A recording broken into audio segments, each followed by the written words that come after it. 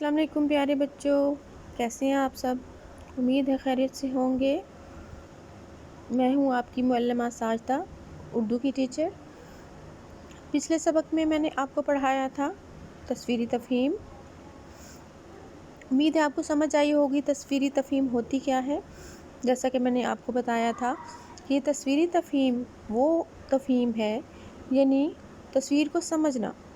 اگر کوئی تصویر آپ کو دکھائی گئی ہے اس سے متعلق سوال پوچھنا تصویری تفہیم کہلاتا ہے، ٹھیک ہے؟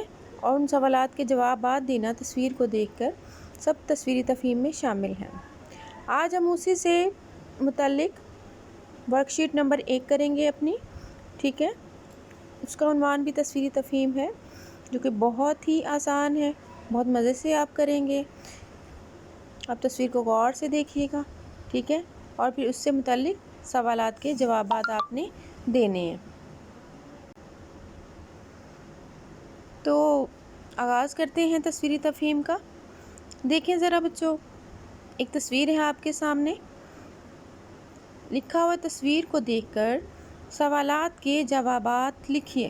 جیسا کہ میں نے آپ کو پہلے بتایا کہ تصویری تفہیم کا مطلب ہی یہ ہے کہ تصویر کو دیکھ کر اس کے جو سوالات ہیں اس کے جوابات دیے جائیں۔ تصویر کو غور سے دیکھیں، اس میں کیا کیا بنا ہوا ہے۔ آدمی ہے، بچہ ہے، ایک عورت ہے، چھتری ہے، بادل ہے، بارش ہے، درخت ہے، ہوا چل رہی ہے، لڑکا گرا ہوا ہے اور وہ آدمی نے سر پہ کوئی کپڑا لیا ہے، ٹھیک ہے؟ تو غور سے دیکھیں تصویر کو۔ تصویر کو دیکھنے کے بعد آپ سے سوالات پوچھے جائیں گے۔ تو آئیے چلتے ہیں سوالات کی طرف، آپ کی ورک شیٹ نمبر 1 کی طرف۔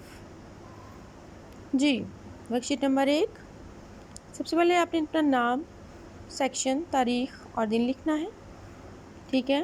آپ اس طرح سے ایک شیٹ لے لیجئے اور اس کو آپ نے اس طرح سے ریڈی کرنا ہے۔ تصویر بے شک آپ نہ لگائیں، لیکن تصویر میں جو سوالات ہیں وہ آپ نے لکھنے ہیں، ٹھیک ہے؟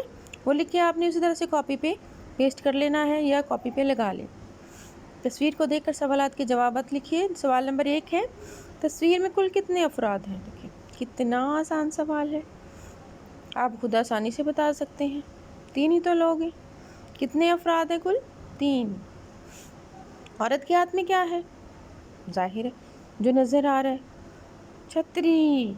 Very good.